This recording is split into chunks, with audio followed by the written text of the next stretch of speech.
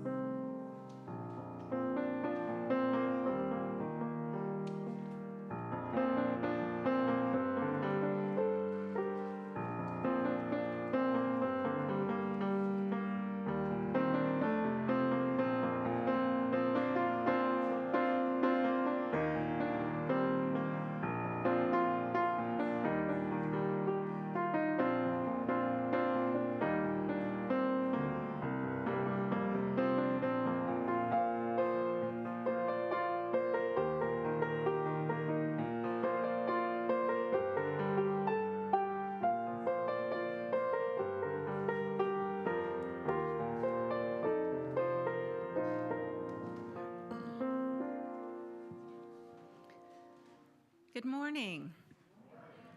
I am Missy Rogers. My pronouns are she and her, and I am the worship associate today. We gather this morning on unceded Lenni Lenape land. We pause to recognize this land is not our own. Even the breath in our bodies comes from a world before this one. We invite ourselves to greater awareness, openness, and inclusion.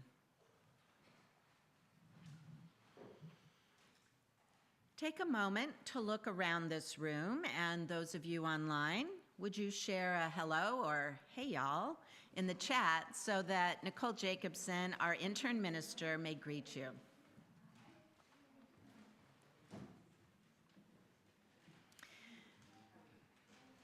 Today's service is a reflection on our partnership with Jowai, India and Varot, Transylvania, focusing on our recent trip to Jowai. We give thanks to Jean Crichton, Eric Solberg, and Reverend Dr. Mary Early-Zald, who will share with us this morning. Beacon values inclusion and living into our 8th principle.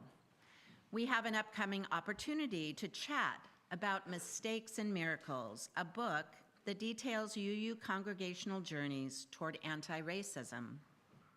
And we have 10 free copies to hand out today to anyone who can join us on Saturday, May 6th, from 1 to 3, with lunch included. You can pick up your copy during coffee hour. And I believe this morning it's in the balcony. Yes? Okay. If this is your first or second Sunday with us and you'd like a little tour of the facility, you can join us for a brief tour after the service. You can meet right here at the front if you would like to get a little show around. I also hope you have noticed the colorful ribbons of gratitude hanging from the balcony in the lobby. The names on the ribbons are stewards of Beacon who have made their financial commitment to support Beacon's mission for the 2023-24 church year. If you have not yet filled out your commitment, we ask that you do that today. The form can be found on the Beacon website in the giving section and click on Pledge. Whomever you are, wherever you are, however you came to be here today, we welcome you on the journey to nurturing the human spirit and healing the world. More than a welcome, we invite you to share with us your dreams, your fears, and your visions. Together, let us move toward beloved community.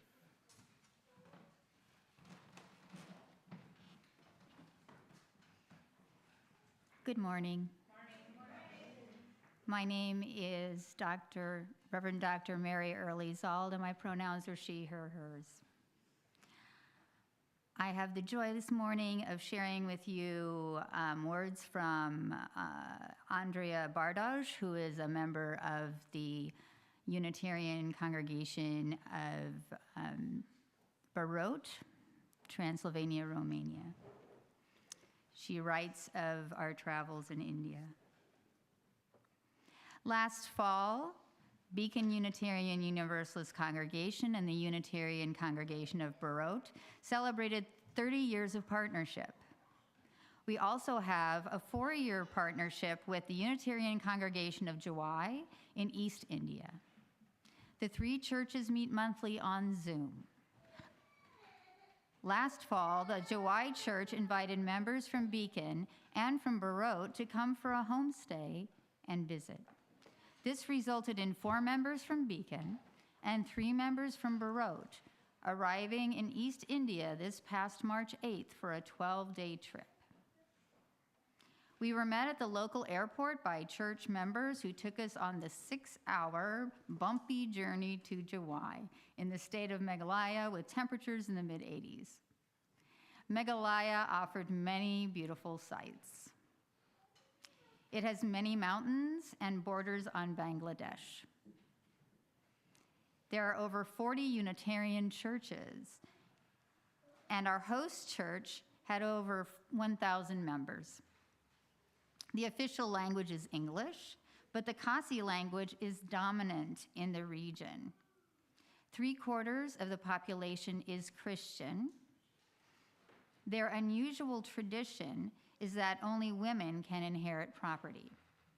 Outside of our excursions to the state capital and the countryside, we ate and stayed with different host families. Our hosts took time off from work to be with us and to show us their sights. Although most of the local people were poor, our hosts were middle class and had large houses. 9 Unitarian churches were visited during the trip. The people we met were very welcoming, gave receptions in our honor, and wanted to get to talk to us. We visited many natural sites, including a 2-story bridge made solely out of living tree roots, which required a 2-hour descent of 3,500 steps each way to sea. We went boating on the Daki River, famous for its crystal clear waters. We visited the Masmai cave full of Stone Age fossils and the Nokalikai waterfall with water falling from an altitude of 340 meters. This area gets the 2nd most rain in the world, with an average of over 463 inches per year. The National Park of Kaziranga also made a deep impression on us. During the Jeep excursion, we were able to see the protected Indian rhinoceros, as well as wild buffalo, swamp deer, monkey, wild boar, Indian marabou, Asian spotted goshawk, vulture, and many other species of animals. The trip was an amazing opportunity for us to get to know our Indian and Barot partners. We made connections that embraced our similarities and recognized our differences that will continue to grow.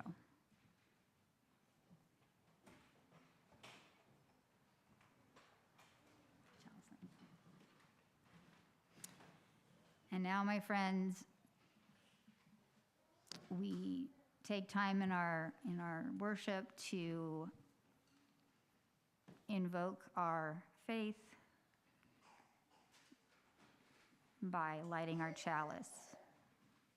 We gather now to light our chalice and ignite our shared faith.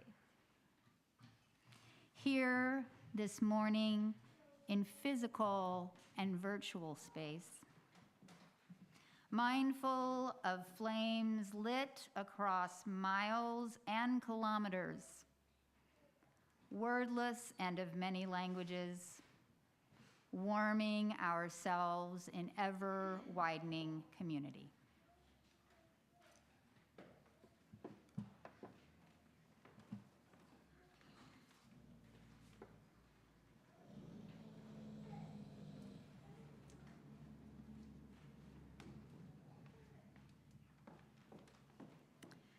I'd like to invite for the lead of our our tri-partnership program, Jean Crichton, to come and lead us as we will sing Spirit of Life in 3 languages, including Kasi.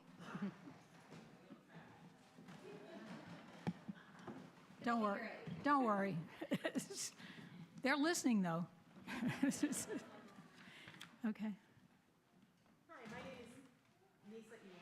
Director of Music Ministry, and we're going to use the handout that you got when you came in. You see all 3 languages are on the handout, so you can follow along that way. If you didn't get a handout, maybe the ushers can make it too.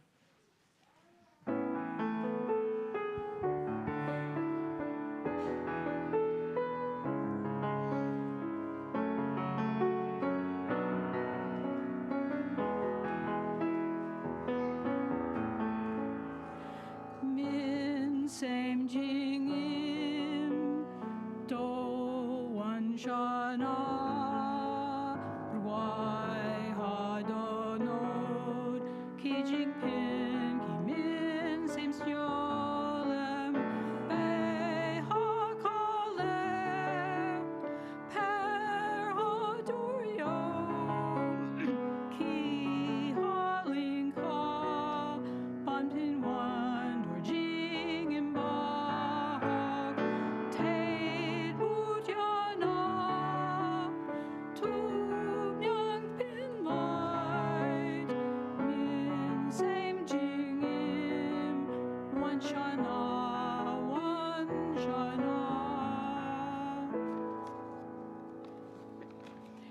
Ishten lelke ye el hozag al megzivug mindenüz ten ya de damag ye al sele ten gerben vez jas lokuk azuruk igosh agudyan sarnat hot cops samadesel ishten lelke ye hozag Spirit of life, come unto me. Sing in my heart every stirrings of compassion. Blow in the wind, rise in the sea, move in the hand, giving life the shape of justice. Roots hold me close, wings set me free. Spirit of life, come to me, come to me.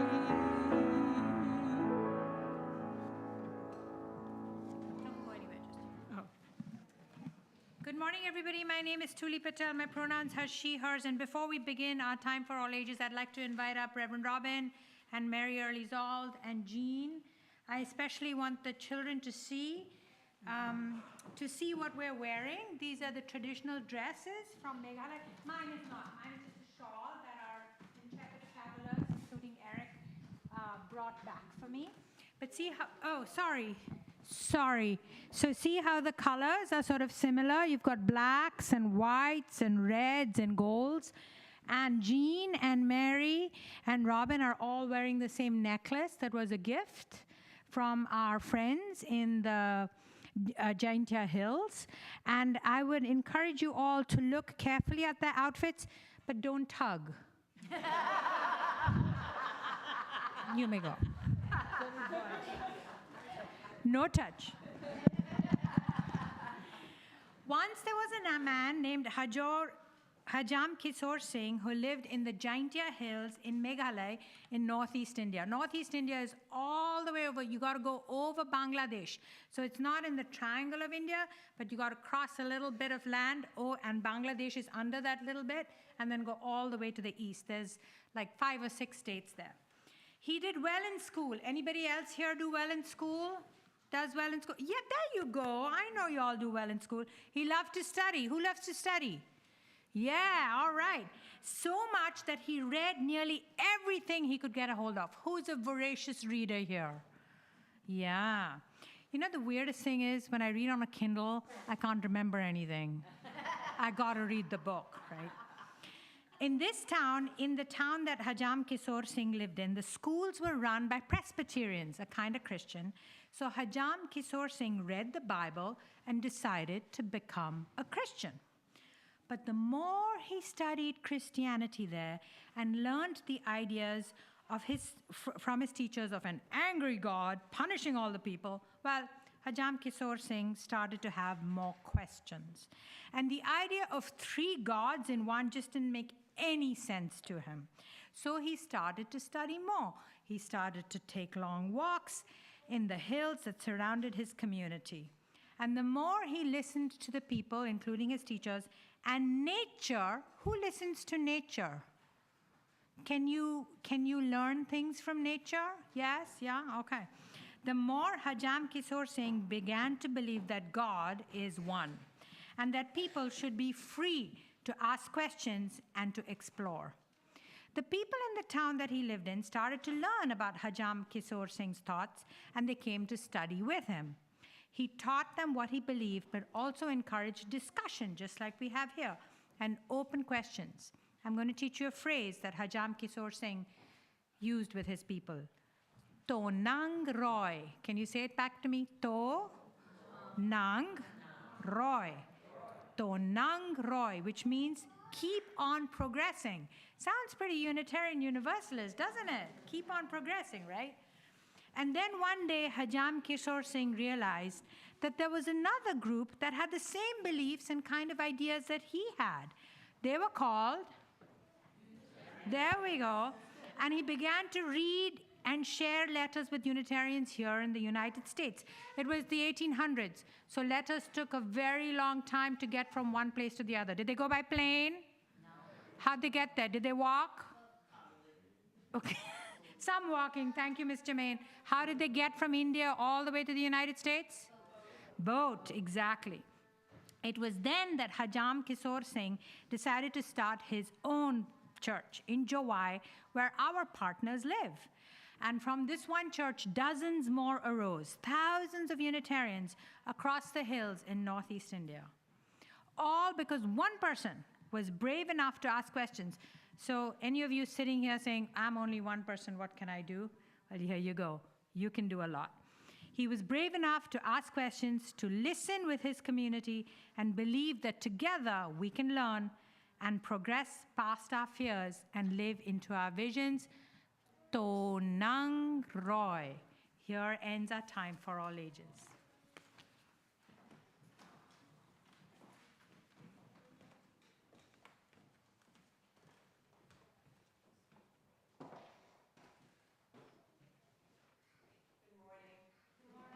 My name is Kit Stinson. I am one of the chaplains here at Beacon. Chaplains extend the spiritual care of our community grounded in our mission to be radically inclusive, feed the human spirit, and heal the world. One way we do that is with shared rituals, including our community candle lighting. Together, we light candles of joy, sorrow, and gratitude. And this morning, we light a candle for our partners in Beirut and Jowai with joy and gratitude for those partnerships. We light a candle of care and support for Joelle Bachner and her mother as they move Joelle's father into a memory care facility. We light a candle of care and support for Chris Kellogg, whose brother has been placed into hospice. We light a candle of compassion for all those who are grieving the loss of loved ones.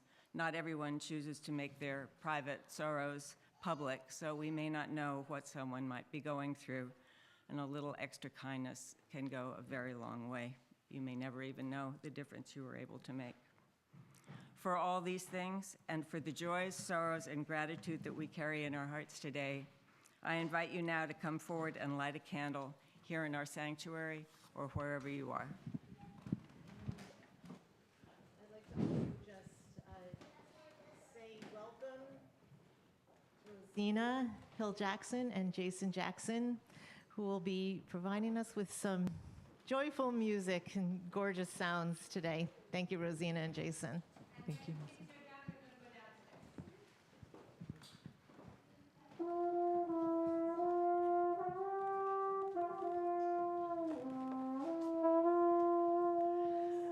I see trees of green, red roses too.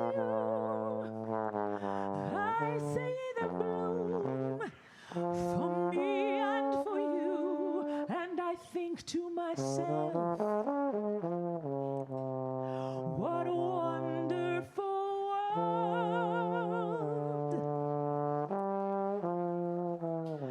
I see skies of blue, clouds of white, bright blessed day, dark sacred night, and I think to myself, what a wonderful world.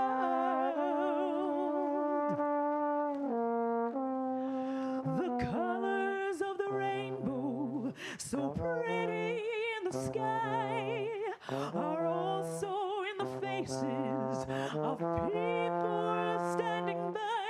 I see friends shaking hands, saying, oh, how do you do? They're really saying, I love you. I hear babies cry. I watch them grow. They'll learn much more than I'll ever know. And I think to myself, what a wonderful world. Yes, I think to myself, what a wonderful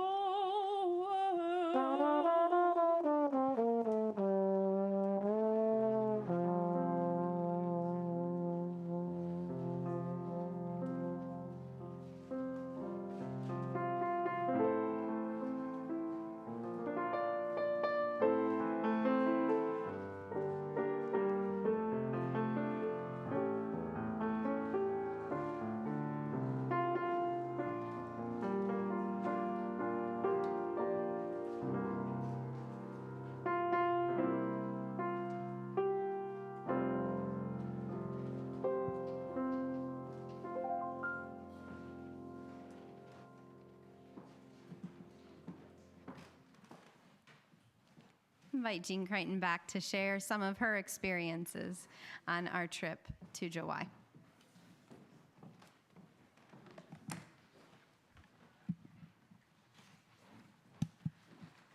So I just want to tell you a little bit about Jowai, because it's at the top of one of these very steep hills. You talk about the Khasi Hills, the Jaintia Hills.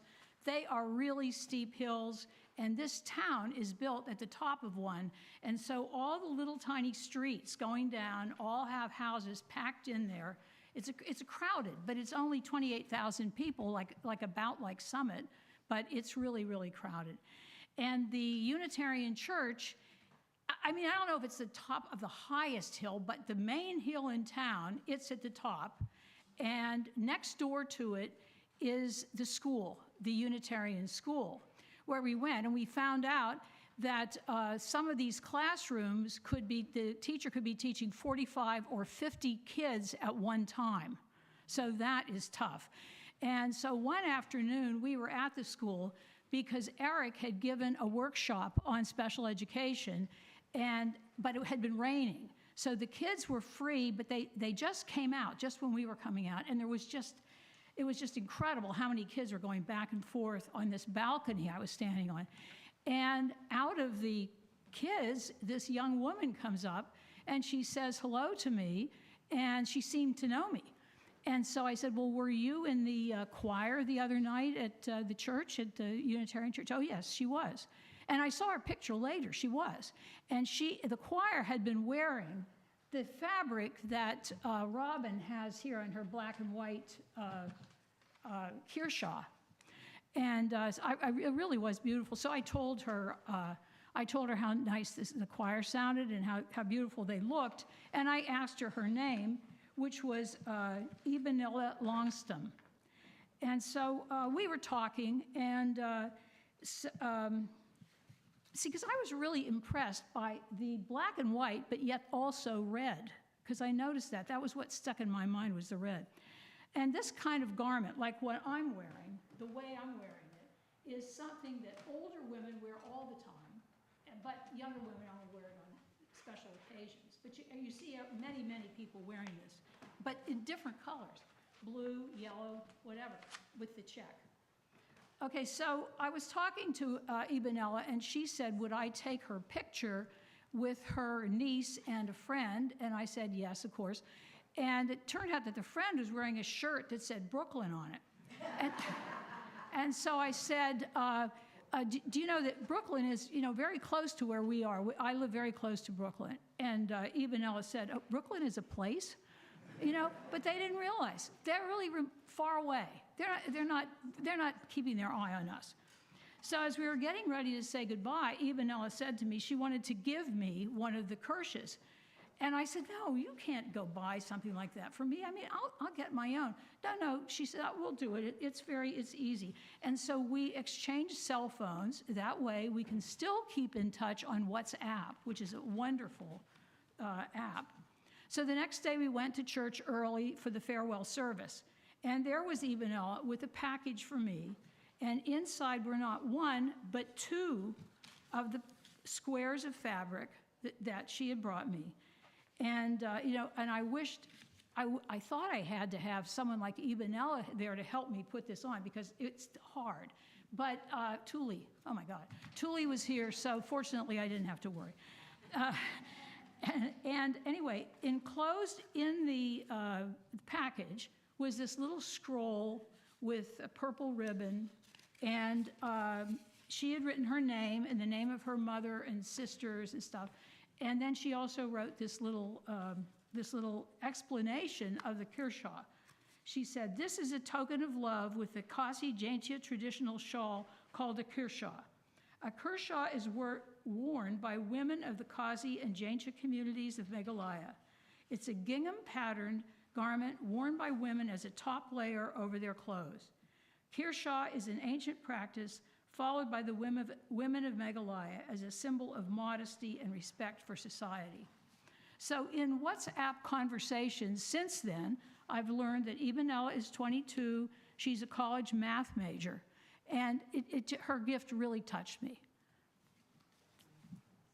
Okay.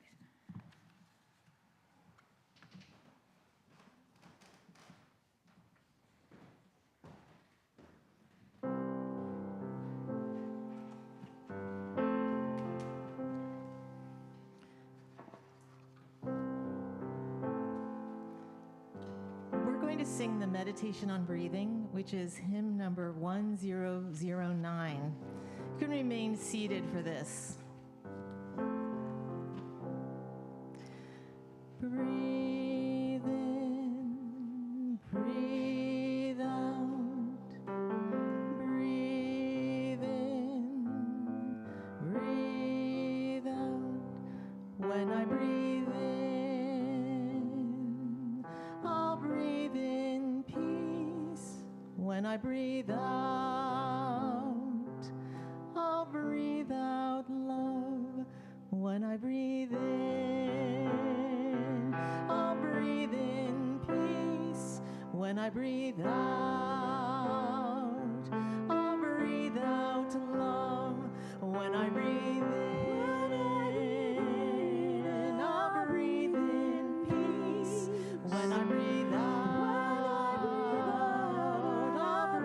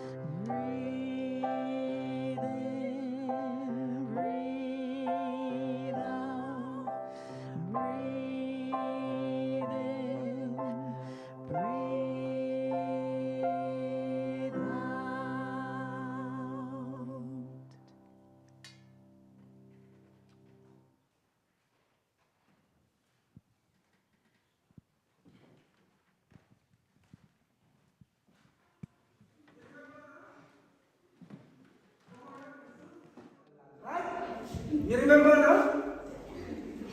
Come on, don't answer. Okay, one more song. Come go with me to that land. Come. And him. One purpose of our trip to India was to visit other Unitarian churches in the Jowai region. As you heard, there's many of them. After getting settled in our homestays with the families that hosted us, our group of 7 visitors from Beacon and Barot, along with 9 local friends who were with us the entire time we were there, we set out in a caravan of 4 cars.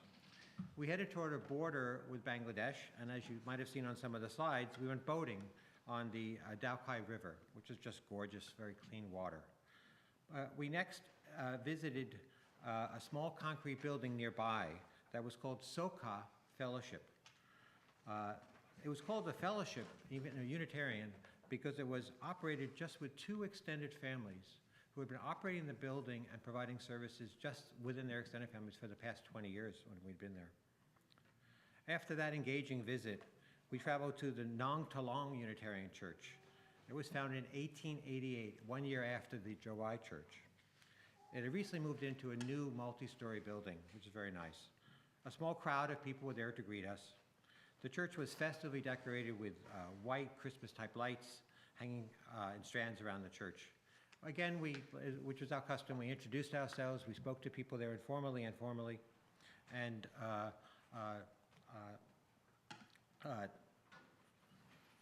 but as we were leaving the church, there was just a nice group of people there.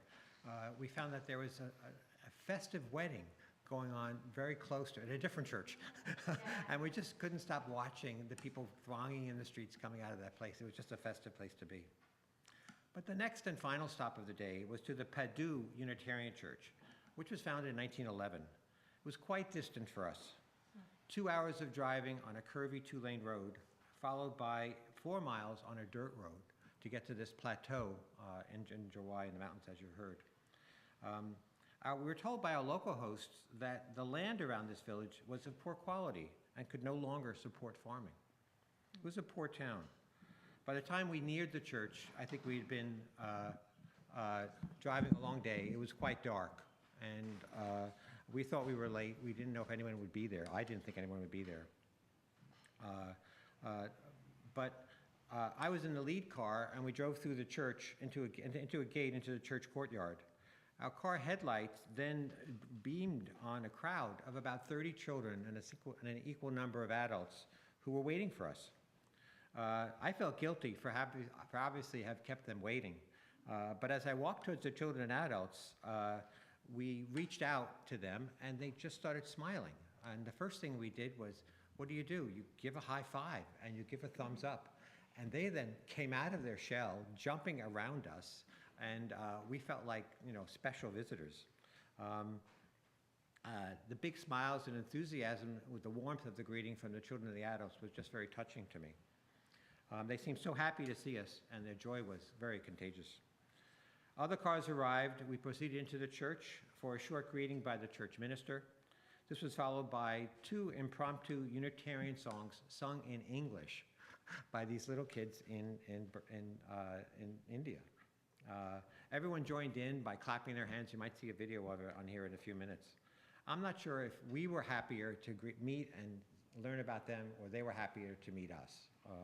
It was just a very warm time. At other churches we visited, we had discussions with church members about the religious education programs, how here and there, how the youth were engaged and kept to be in the church, issues of social and economic justice for the poor in the community, the Unitarian schools that we saw around, and the wide-ranging programs of the NGOs that operate in Jowai.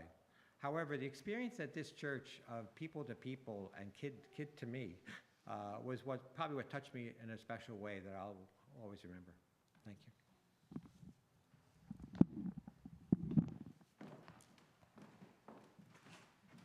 Thank you so much, Eric. We are indeed going to see a video now of the children in Padu singing just shortly after we all arrived. What Eric didn't share is he was there for an extended period of time while the rest of our caravan made it in. And so by the time we came in, the church was aglow and there was lots of conversation in the sanctuary, and the children were ready to sing. So we'll share that with you now. You remember now? Come on, don't answer. Okay, one more song. Come go with me to that land. Come go with me to that land where I'm bound. Yes. Come go with me to that land. Come go with me to that land. Come go with me to that land where I'm bound. Come go with me to that land. Come go with me to that land. Come go with me to that land where I'm bound. There be freedom. There be freedom in that land. There be freedom in that land. There be freedom in that land where I'm bound. There be freedom in that land. There be freedom in that land. There be freedom in that land where I'm bound. There be singing. There be singing in that land. There be singing in that land. There be singing in that land where I'm bound. There be singing in that land. There be singing in that land. There be singing in that land where I'm bound. There be justice. There be justice in that land. There be justice in that land. There be justice in that land where I'm bound. There be justice in that land. There be justice in that land. There be justice in that land where I'm bound. Thank you.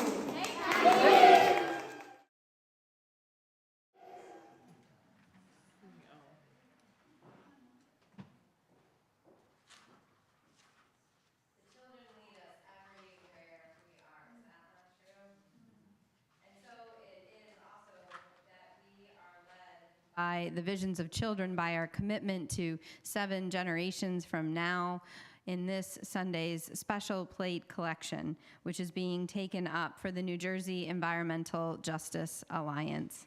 And it is my honor to introduce Melissa Miles, Executive Director of New Jersey Environmental Justice Alliance, to share with us a few words this day. Melissa will also be with us during our coffee time, so encourage you to connect with her then as well. Yeah, absolutely.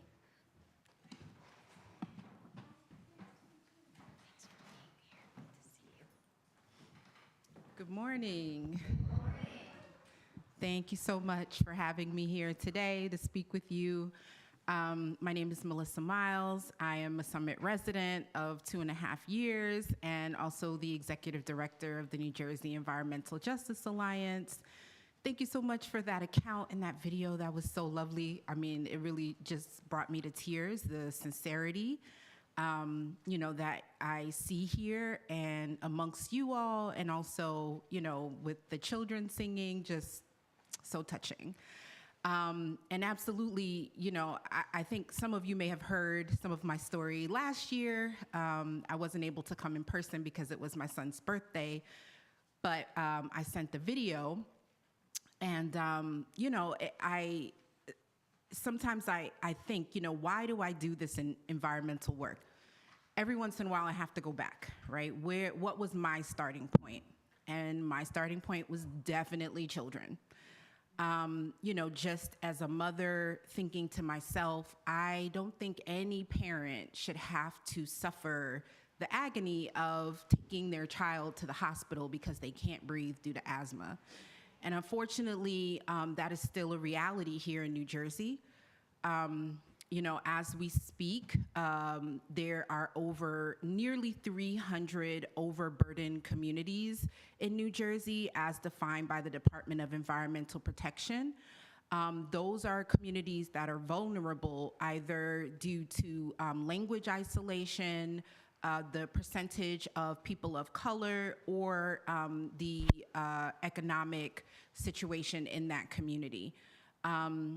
So according to the DEP and also according to the federal government, there are you know, certain vulnerabilities that those communities are facing, and one of them is environmental pollution. So, you know, while we will all, I think living here in New Jersey, there's just a certain degree of pollution that we all deal with, right? New Jersey has historically been the site of a lot of industry that supports the entire region. Some of that industry, you know, chemical factories, car, you know, manufacturing, you know, all kinds of things were manufactured here in New Jersey. We also have the third largest port on the East Coast here, one of the largest in the country, and all that comes along with a price. So, you know, we like to say to people, pretty much, you know, anything you buy that came from overseas, so much of our food, our clothing, our electronics, there's the amount we pay for it, and then there's the externalized cost.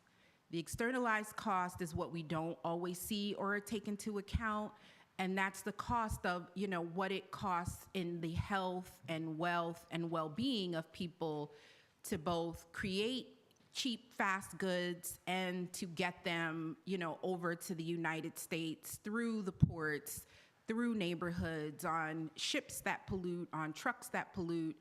And, you know, that takes a toll on society and humanity when we are able to continuously ignore the externalized costs of things like even throwing away our trash, even recycling, right? When you put it into the bin, most of us don't think about where it goes from there. And there, unfortunately, are communities that have to deal with even our recycling. So I don't know how many of you may have heard a couple of weeks ago in Jersey City, there was a huge fire at a paper recycling facility that I pass regularly on the way to my mother's house.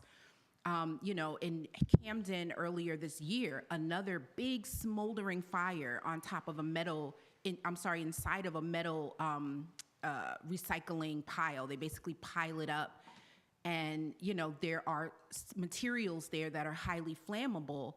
And, you know, there just isn't much that's done about this, not on the regulatory side or afterwards. You know, people suffer, they can't come outside, they're not quite sure what they're inhaling. So, you know, even sometimes the practices that we take on to be able to, you know, alleviate some of the burden of waste still have externalized costs. So this isn't all to make folks feel guilty, really, but, you know, to help us understand that, you know, there is a price.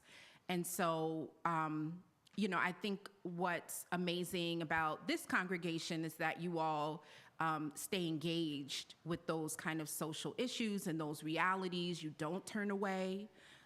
You know, you don't try to ignore, you know, just the fact that in order for us to, you know, have what are considered regular everyday amenities, that there are externalized costs with that. Everything from taking out food, you know, just the containers, it just goes on and on. But the good news is, I think when we travel to other countries particularly, we get to see what life looks like without some of that.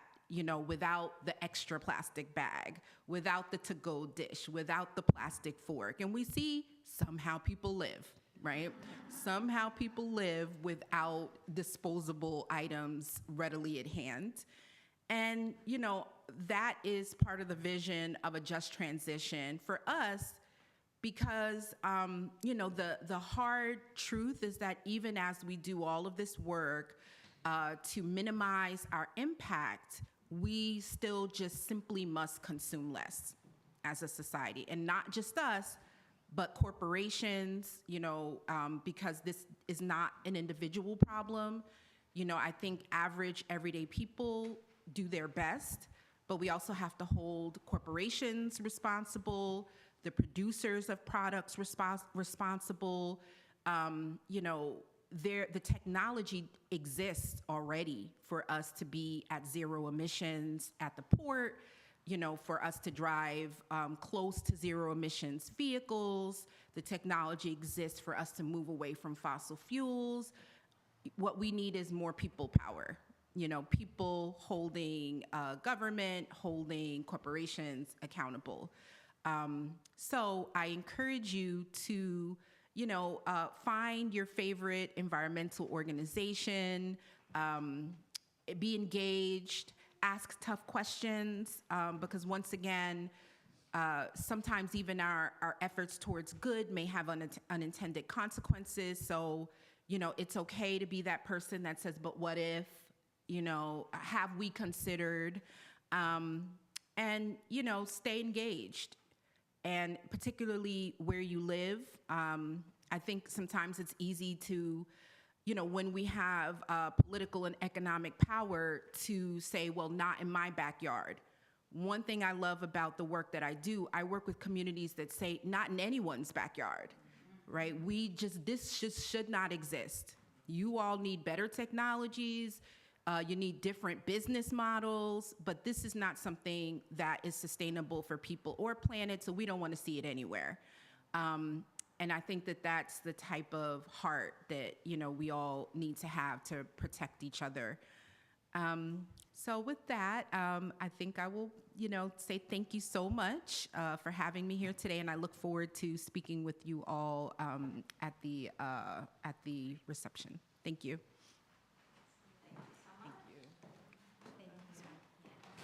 Our morning offering, thank you, Melissa, will now be most gratefully received.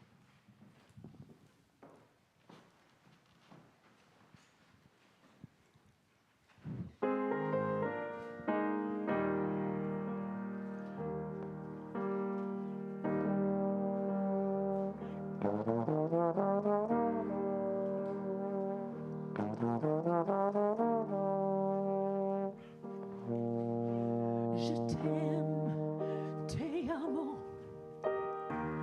io ti voglio blu.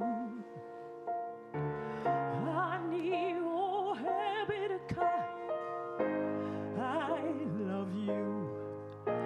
The sounds are all as different as the lands from which they came. And though our worlds are all unique, our hearts are still the same. Love in any language, straight from the heart, pulls us all together, never apart. And once we learn to speak it, all the world will hear. Love in any language is fluently spoken here. We teach the young our differences, yet look how we're the same. We love to laugh, we dream our dreams, we know the sting of pain. From Leningrad to Lexington, the farmer loves his land, and parents all get misty-eyed to give their children's hand. Oh, maybe when we realize how much there is to share, we'll find too much in common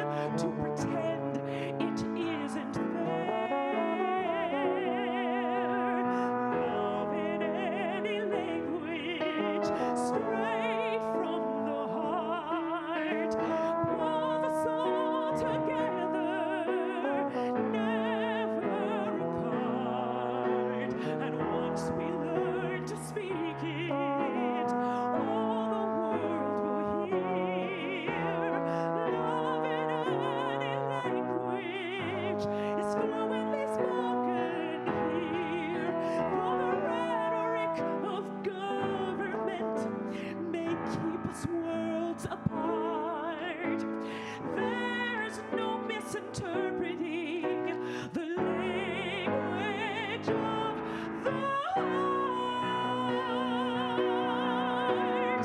Love in any language, straight from the heart. Move us all together, never apart. And once we learn to speak it, all the world will hear. Love in any language, it's fluently spoken here. Love in any language, it's fluently spoken here. Love in any language, it's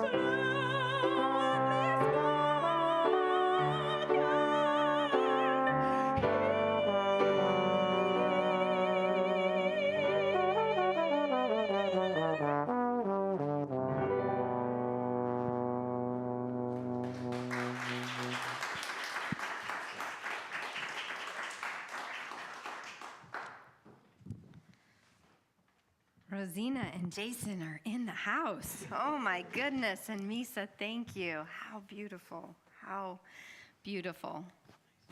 I'm getting a motion that my mic is not on, but it is on. Okay, good. All right, good. Hopefully you all can hear me. It was Aristotle who said that friendship is essentially a partnership. And after our trip to India, I think the same can be said of partnership. True, abiding partnership is the deepening of friendship. So why did we travel on a plane for 15 hours, spend the night in Delhi, and rise to get on another plane for 2.5 hours, and then get in a car for 6 hours? Is it for the idea of friendship and partnership? Certainly. We traveled to deepen relationships formed across 2+ years over Zoom, begun in a pandemic. We traveled drawn by the relationship as well with our siblings in Beirut, a partnership kindled across 30 years and counting. We know as a covenantal faith, a faith about the sacred agreements we make to be in relationship with one another and the earth, that relationship is the primary way we live out our faith as Unitarian Universalists. And as Bell Hooks teaches us, to love well is the task of all meaningful relationships, not just romantic bonds. Love is a combination, she teaches, of care, commitment, knowledge, responsibility, respect, and trust. We have learned that being in relationship across cultures and languages and within a covenant can deepen our spirituality, can transform our community here. We ask questions and we learn about things that we could never understand alone.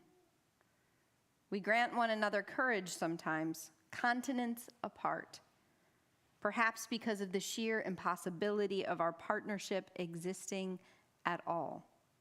Did you know we're the only tri-partnership in the Unitarian Universalist Association? No. And that we formed, right? Yeah, we can applaud that. Yeah, special. And that we formed this tri-partnership as the council that coordinated all of the UU partnerships was dissolving. That takes a certain courage that I have seen a couple times at this beacon.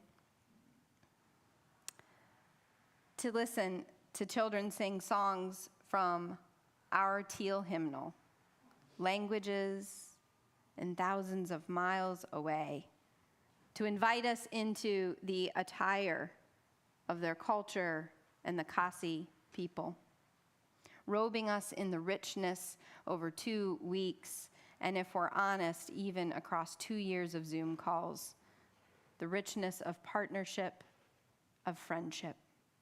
So yes, beloved, we travel for friendship. And we partner to understand Unitarian Universalism a bit more by understanding the indigenous movements of Unitarianism in Barot and Jowai. To see how this faith of discernment arose in places with completely different cultures, histories, and languages than our own, still seeking progress, still seeking a shared truth arising from conscience, and still believing in our social, our emotional, and our spiritual evolution. As we sang songs together, shared in the practices of prayer and service, as we were taught about teachers like Hajam Kishore Singh, it would be easy in those exchanges to see all that we do not share, all that is different. But I think I speak for those who went on this trip that what we found continents apart is that we are far more alike than we ever dared to imagine.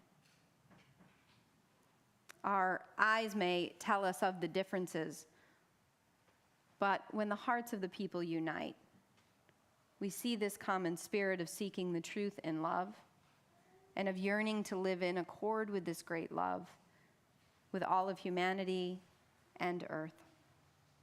There are so many stories I could tell from our time in India, and I could take you through a whole travelogue. When I asked, but I won't, don't worry, I know. You're looking for the exits. They're there, and then there's one through there. I could tell you of the time when I asked Juban, one of the members there who is multilingual, well-traveled, if she knew what a pancake was. A deeply insulting question to a world-traveled leader. And she graciously laughed it off and turned it into a learning moment. For the rest of our trip, when we were hitting cultural misunderstandings or presumptions and prejudice, Juban would simply say, pancake.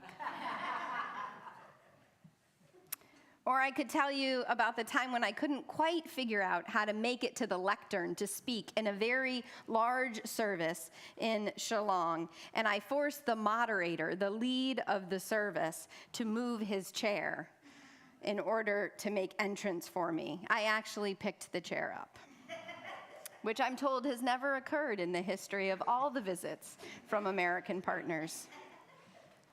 It's good to be special. Or I could tell you about learning from our partners in Jowai that they did not want our money, that in fact, we were viewing them with a certain lens, a certain colonized lens of impoverished and needing our money, when in their community they are the leaders, leading many, many social endeavors. Instead, they want our shared learning. How do we engage our youth here? How do we lead lifespan programming? Tell us about your ritual of flower communion and ingathering with water ceremony. I could tell you how listening to our Barot friends help us understand the shape and the importance of the scholarship that we provide to students through the lens of request and true partnership, and how both can exist in a tri-partnership with equality. Or the vulnerability of when any of us got sick or hurt or unsure, and instantly we would find a partner there with medicine that we did not understand but took, with something to eat to raise the blood sugar, or just the patience to listen. Or the 3,500 steps we climbed down to see a double-decker bridge made entirely of tree roots. Or the rhino, who was more majestic than I could have ever imagined, almost iridescent in the rising sun. Or the singing. In homes with small cups of sweet red tea and biscuits that I have to say are much better than American biscuits. In churches around the dusty road, singing in cars with the windows down as the air from what they call hills, but I am sure are mountains, would flow in and out, or in Cherrapunji over a glass of very sweet wine, watching the sun disappear one more day with full faith it would return. So yes, we partner to deepen our spirituality, our friendship, and to learn across cultures and continents how to be better humans together. And it seems worth so much more than 15 hours on a plane, a night in Delhi, rising to take that second 2.5-hour flight, that 6-hour drive, those 2 years of Zoom calls across 3 time zones. Yes, beloved, it was worth and is worth so much more.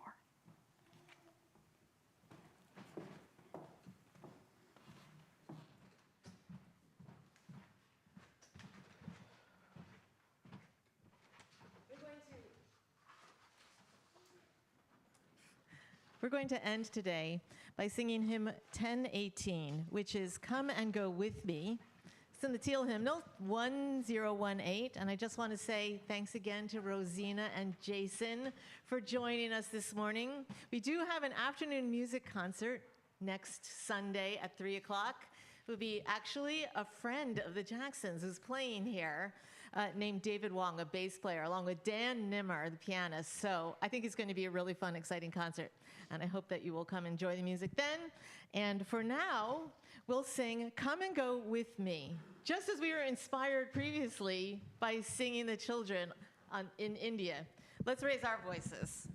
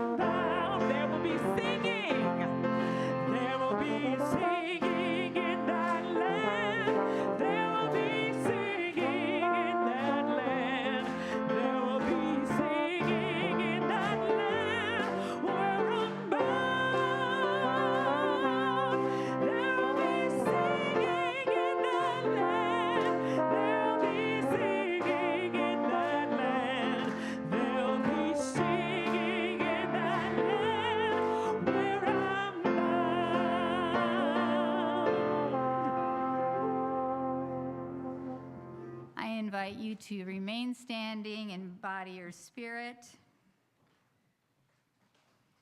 as we close out our service, and I scroll down. Fellow pilgrims, our faith steeps in history, speaks many, and I definitely invite you to hold hands. Thank you. Thank you for that cue. I invite you to join your hands together. Our faith steeps in history, speaks many languages, and travels many roads. Our shared light burns brighter in all the souls who carry it, in every corner across the sea. Together, may we shine our love and lessons into our hurting world. Amen. Amen.